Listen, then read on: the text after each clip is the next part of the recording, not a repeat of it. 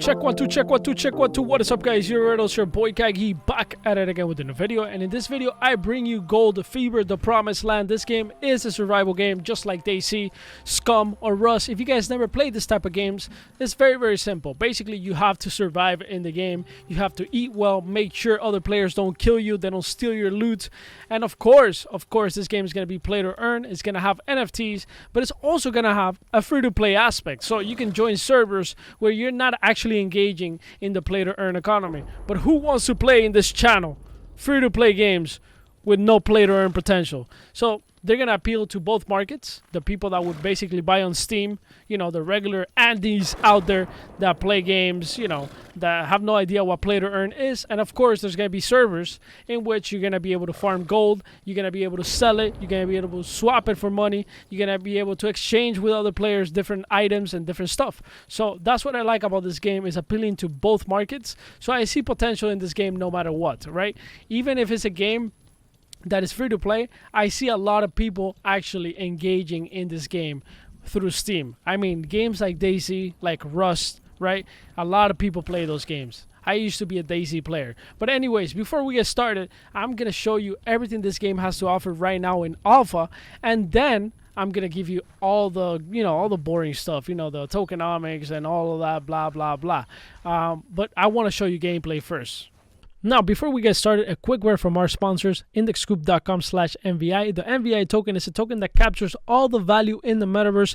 That way you don't have to actually go buy the tokens yourself. You got Engine, Mana, Wax, Sand, AXX, Audio, and many other tokens within one token. So all you got to do is buy the MVI token and set it and forget it. Our other channel sponsor is Uniquely.io. Uniquely.io is a platform that bridges NFT into real world assets. So meaning I'm going to create a collection as an NFT, and then you're going to be able to burn it and actually get the physical form of that NFT as a t-shirt. Make sure you check out the links down in the description. Ladies and gentlemen, welcome to Gold Fever. This game is in alpha, so make sure you join the Discord. I think they're going to allow 200 people into the alpha. Just make sure you don't judge it too hard. It's in alpha. That's what these games are for, right? That's what alphas are for you to test them, for you to be like, yo, I don't like this, I like this, right? A lot of things are placeholders, but there's a lot of things to do in this game for being in an alpha. These games are massive. This type of games are not easy to create, right? They're not easy. So the first thing you want to do right here is actually create a character.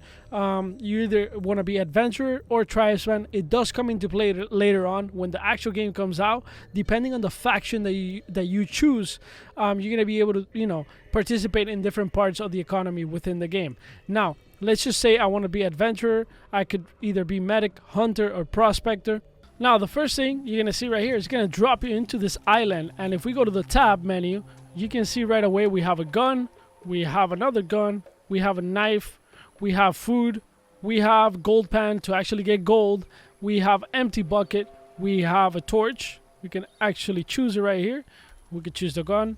Boom, boom, and boom. Now, these are survival games. It's not gonna be that easy when you actually start playing this game in the real game, right? It's not gonna be like you're gonna spawn with all of this. You're gonna have to actually go out there into the wilderness, find equipment, find stuff to do, craft things, right? It's not gonna be that easy. Now, you can actually go to these traders right here. There's a bunch of traders. This trader right here has hats and wearables, and of course these are placeholders.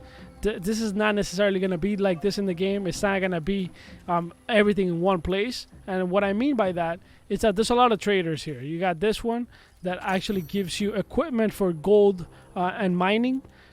This one also, I think, has different wearables. This one has female wearables. And of course, this is all going to be in separate zones. You're going to have to travel to different places to actually get different traders. This is just placeholder, so you guys can understand the scope of the game. As you can see right here, I can buy this from this guy. That's another weapon. Let me buy this other weapon. You could buy ammo.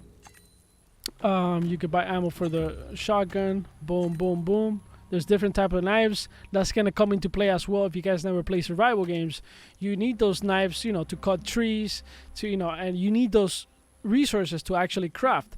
Now, if you guys want to see the recipes right here, you see how extensive this game can be, right? You got weapons, you can craft weapons, you can craft ammo, you can craft other equipments in the future, buildings. You're gonna need buildings, right? Sometimes your character might be tired, maybe you gotta go to sleep, right?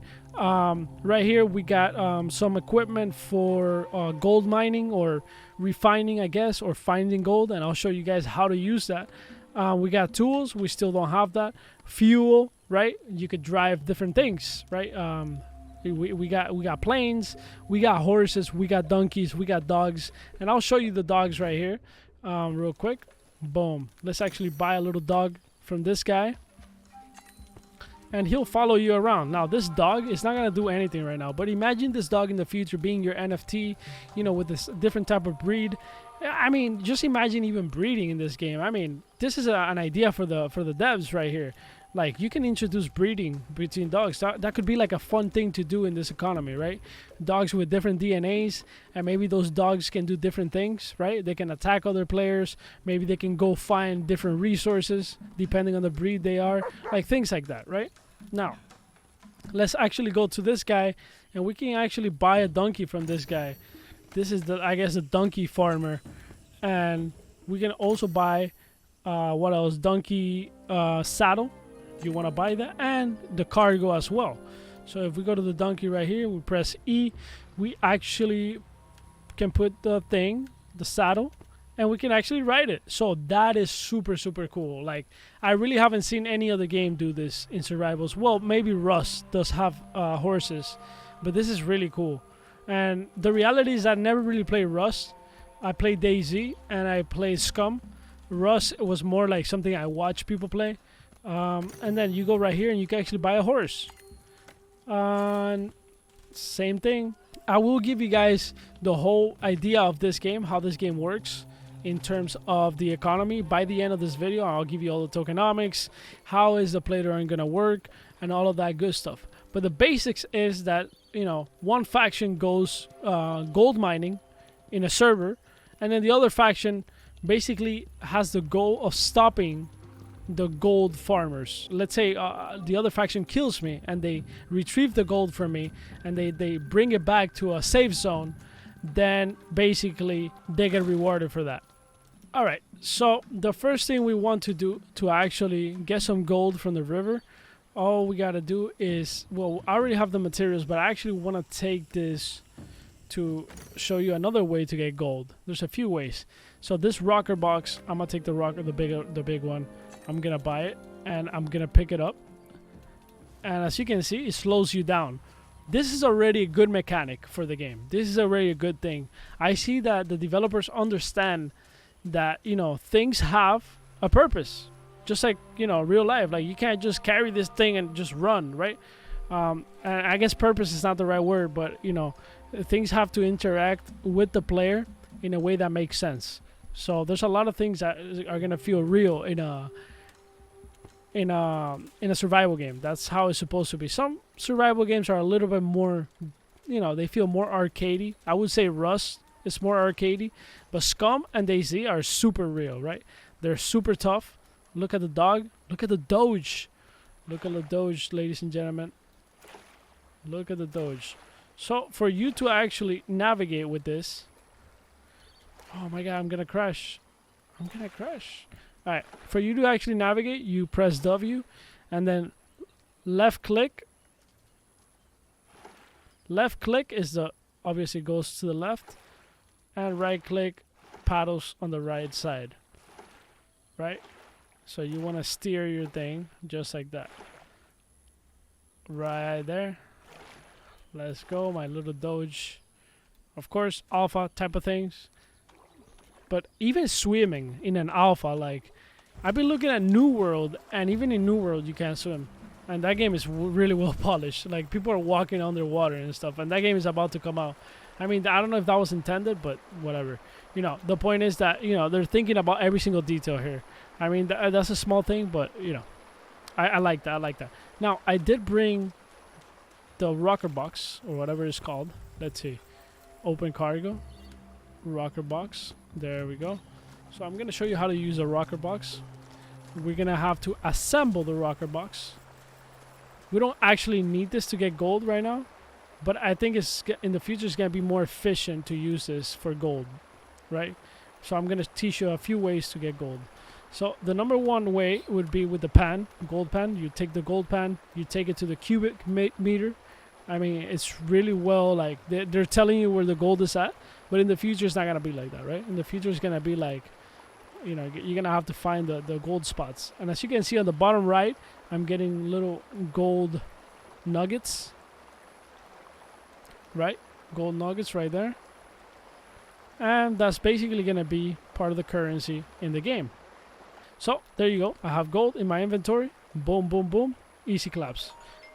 Very easy. Very, very easy. Now, there's another way to get gold. And the other way would be you take the bucket. So I'm grabbing gravel right now. And I need to put it in here. So I drag and drop. I need to put 5 of these in there. So now I put water in here. And I gotta put 3 source, so I gotta bring it 3 times in here. Boom.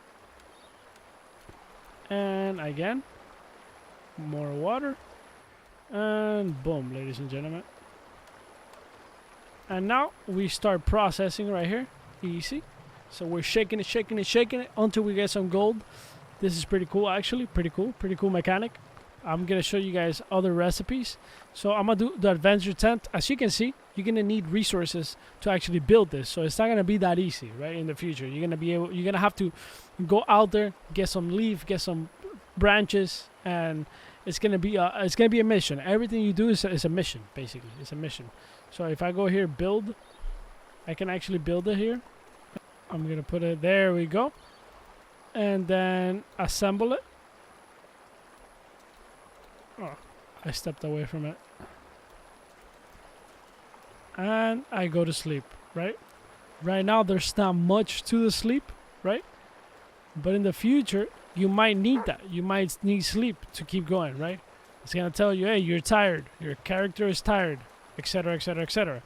So your character right here, you're going to see, is going to have different statistics that you're going to have to control to be able to, you know, survive. You're gonna have to control that to be able to survive, because it is a survival game, and that's how survival games work.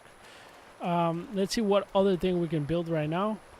We could probably build tribal tent. I haven't done this one.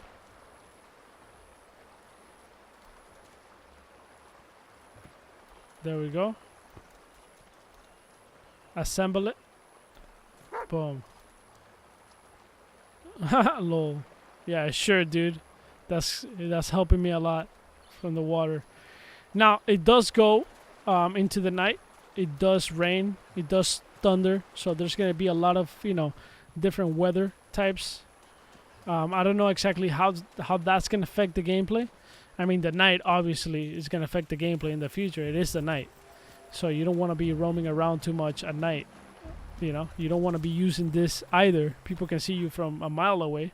So yeah, the night is very important in a game to actually bring down activity, and so that people can do other things. And whoever wants to go raid other people and try to kill them or whatever, I mean, they can absolutely do that. But at the same time, it slows down the player activity during the night. So in the night, you can go do other things, and that maybe you wouldn't do during the day because people can see you. So I remember, you know, playing DayZ, and that's how it was, right? So when it came to night, you wanted to do things that, you know, you didn't want other players to see you do, because then you get killed. So that's pretty much what we have for the game right now. Of course, it is a big map, you know. There's gonna be all types of animals too that you can kill, crocodiles and stuff like that. You're going to be able to kill players. You're going to be able to interact with players, trade, and all of that good stuff. All of the good stuff that you can do in a survival game. But, of course, this is a player-owned economy. So that's going to be the cool thing about this game. And I'm really looking forward to it. I really want people to play this. I mean, this is one of my favorite types of games, to be honest. And it's not easy to achieve. I never thought, well, I did think somebody was going to come up with a survival game that is play to earn. I just didn't know how. because it's not that easy to achieve. It's not that easy to achieve. But let me actually jump into the tokenomics and all the mechanics of play to earn. Let's jump into the white paper and check it out.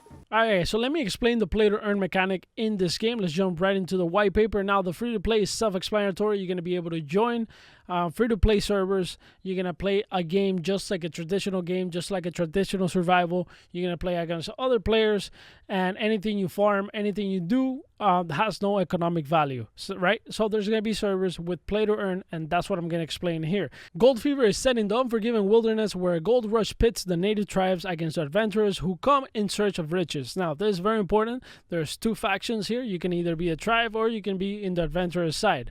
Now, Gold Fever has turned the jungle into a dangerous place where those who wish to survive and prosper must form alliances. Tribals seek to kill adventurers, take their gold, and return it to the rivers of their ancestral gods. Alright, so let's jump into the basic gameplay. The game's virtual 3D world is divided into mining claims, which are unique areas of the jungle containing rivers, mountain traps, and artifacts. Each claim also holds a set amount of gold up for grabs throughout the limited duration of a single game. The amount of gold included in each map is known to all players from the start. Adventurers may have to pay to have a shot at the claims containing the highest amount of gold, but they stand to benefit if they can find and deposit the gold in the local bank. Tribals, meanwhile, can earn reputation and currency by killing adventurers and returning the recovered gold to the shrines of their ancestral gods. Alright, so let's take a look how incentives work in Gold Fever. A typical round begins with a player who has purchased one or more mining claims using real money in the form of cryptocurrency, initiating an arena using his claim license, and obtains the right to exploit the gold within the claim. The game will take place in one small section of the larger jungle game space. Gold takes the form of NGL, that's the token, Gold Fever's native fungible cryptocurrency. The precise amount of gold contained in each map is determined by the amount contained in the claim license. Now, that claim license, of course, you can buy them, and they're going to be for sale at some point. They're probably going to be limited. However, there is an element of randomness that affects the final amount. Also, note that the total value of NGL contained in each mining claim is significantly more than the value of the cryptocurrency spent by the buyer. This is sustainable due to economics of the ecosystem, which consists of several other revenue streams. Of course, mining claims owners are not the type to dirty their hands with the unpleasant business of digging for gold, so they instead employ adventurers. The game provides owners with a fair amount of flexibility over the terms of employment. For example, they might choose to offer adventurers the opportunity to keep 20% of whatever they find in the arena during a game. Instead, maybe they will charge the adventurers an upfront fee to access his land, but offer them a more significant share of the spoils. Owners will need to adjust the incentives based on factors like the current availability of adventurers, the amount of gold remaining in their mining claim, and more. Already, we can see the elements of real-world economy are taking shape. Now, I really like this part because you can actually be flexible. You don't have to charge people up front. You can actually make the game free to play as a mining claim owner. So if you have a mine, you can just be like, okay, anybody can join. You could be an adventurer or you can be a tribal member. But, you know, I take a 20% cut from everything that you guys take out of my mining claim. So I actually like that a lot. I was kind of scared that the fact that, you know, you would charge people up front, people might be like, nah, yo, this is, you know, I'm not going to go in and play the game.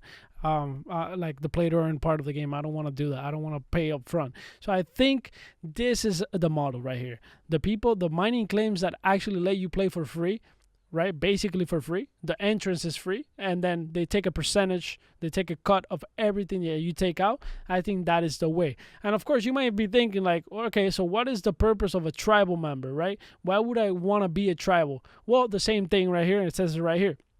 It's necessary to motivate players to take on the role of tribals. Thus, Julius and his company set the rules for how tribals are compensated for their efforts. The company determines the amount of gold that tribals keep for themselves based on how much gold they steal back and how they perform during the round. So kills, items destroyed, etc. So there is an incentive to be a tribal member, right? You can be the guy that basically messes up other people's gameplay, basically. Just think about it like that, and then you get compensated for that. Now, you might think of yourself, okay, yeah, I'm getting all this gold out, but what do I do with this gold? As it might be expected, gold forms are the backbone of the Gold Fever economy. It's critical to remember that gold has value in the real world, making Gold Fever economy very different from most. Players spend money to buy mining claims with the NGL that you actually earn. NGL as an ERC20 currency can be exchanged for any other token and eventually into players' local currency. Native gold, of course, also has value in the virtual world and is a main currency in-game. It can be used as a form of payment to join arenas, buy valuable objects, or fund perks. Now, very interesting right here. Each map contains artifacts and bonus items that can be added to players' inventories, such as weapons, survival kits, beast, a burden, gold extraction skills, and more. The items players find along the way stay with the character for use in future arenas and can be bought, sold, or traded amongst other players by visiting one of the markets in the towns at the edges of the jungle. Further, players must navigate through the larger map that contains an entire virtual space. Doing so may require the use of in-game items like railroads, aeroplanes, and other transportation methods. This allows players to build infrastructure and providing additional possibilities for developing the game. There you guys have it. So you're gonna need this NGL to do many other things. So I like it. I like it. If we can make this work, if we can get a lot of people behind this, I think this game is gonna blow up. I think it's gonna blow up. Hopefully, you know, we get a massive amount of people trying to play this game, because this is just fun, right? This is just fun to actually have a play to earn survival game. I'm so excited. If it works, man, it's gonna be a good game. It's gonna be a good game. All right, so there is 4 type of currencies, 4 type of tokens. They all have their own purpose. So we got the jewel. This is not a cryptocurrency, but rather a virtual internal unit of account like the currency earned in most games. Then we got the native gold, a fungible ERC20 token that represents the gold resource that players can find in the game's rivers. Then we got the Julius Brain. This is a governance token, airdrop periodically to Gold Fever participants based on an algorithm that takes into consideration your involvement in the game and multiple parameters such as the use of in-game token, right acquired reputation, pool liquidity providing, and more. So this is going to be very important, because it's going to, you know, if you actually want to shift the game in a different direction as a player, like you want to have a vote, you know, you actually earn it by playing the game. I think this is a great way to actually distribute governance tokens. And then, of course, we got the 1155, which are non-fungible tokens, NFTs, representing characters, artifacts, and other rare items in the game. These tokens and the items they describe can be borrowed, traded in game, or potentially sold on external platforms. This means that each non-fungible token's value can be different from any other NFT. So yeah, you guys already know, you guys understand NFTs. Now, there's many other things to this white paper. Of course, I'm not gonna go through everything in this white paper. I highly encourage you for you guys to actually start reading white papers and kind of come up with your own conclusions and kind of see if there's something that you don't like, if there are things that you really like, and if there's things that you might not like about it, or you have questions, or maybe you don't feel comfortable with. Like, that's important. That is important for you guys to start reading white papers. This is what I do. I'm not an expert in all of this, right? I wasn't born an expert. I'm not an expert, still not an expert, right? But I do read them. I do read the white papers, and I learn little by little what works, what doesn't work, different models, right? I have read the Axie Infinity white paper. I have read this one. I have read basically all the white papers that from every single game, Guild of Guardians, all of them. I have read all the white papers, and it does help you understand the perspectives of all these games, because a lot of people are new to the, you know, play to earn economies, and they might be like, what is this? This is kind of weird, right? This is kind of weird. But the reality is that at the end of the day, all these games that are play to earn, they're belief systems. So if you believe in the game, if you like the game, if you enjoy the game, I mean, there shouldn't be any reason why you wouldn't, you know, transact with other players that might like a skin, that might like some type of weapon. Like if you earned a weapon, right? Or you crafted a weapon, or you crafted a plane, there shouldn't be any reason why you shouldn't be able to trade it to other players. Some players that are new might be like, what is that? That's pay to win. No, it's like a real life economy, real world economies. Just like somebody, you know, created this, you know, energy drink, you know, they manufacture this energy drink, and somebody's willing to drink it. So I paid for it. So same thing within the games. If there's a lot of people playing it, they like the game, they like the mechanics, you know, people will buy different things that you do within the game. So that's basically how play to earn works. It's not really that complicated, but I do highly suggest that you guys check all these white papers out, right? Because that's how you learn. That's how you learn. And that's how you avoid basically, getting into games that, might not be your type, right? Read the white papers, but I'm really, really, really looking forward to this game. I've been wanting this type of games for a long time, guys, like I said before. So anyways, guys, thank you for watching. I appreciate it. I'll see you guys, you already know, next video.